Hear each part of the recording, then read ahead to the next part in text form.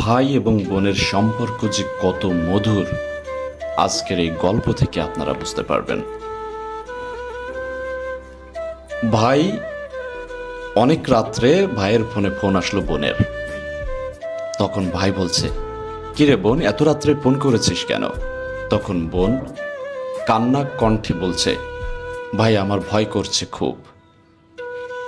তখন ভাই বলছে, কেন, কি হয়েছে বোন? বোন বলছে, বাইরে প্রচুর বৃষ্টি হচ্ছে ভাইয়া, আর মাঝে মাঝে বিদ্যুৎ চমকাচ্ছে, আমার খুব ভয় লাগতেছে ভাইয়া। তখন ভাই বোনের এপার থেকে বলতেছে, তোর শ্বশুর বাড়ির সবাই কোথায়? বোন তখন বলছে, ঘরের বাইরে থেকে তালা দিয়ে ওরা সবাই বেড়াতে গেছে, বাড়িতে আমি একা।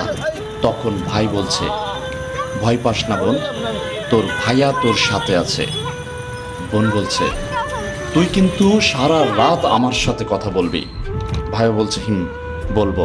5 মিনিট পর ভাই তার ফোনটা কেটে দিল। ফোনটা কেটে দেওয়ার পরে মেয়েটা আরো বেশি ভয় পেয়ে চিৎকার করে কান্না শুরু করলো। ঠিক 30 মিনিট পর তার ভাই তাকে ফোন দিল। ফোন দিয়ে বলছে, হ্যালো।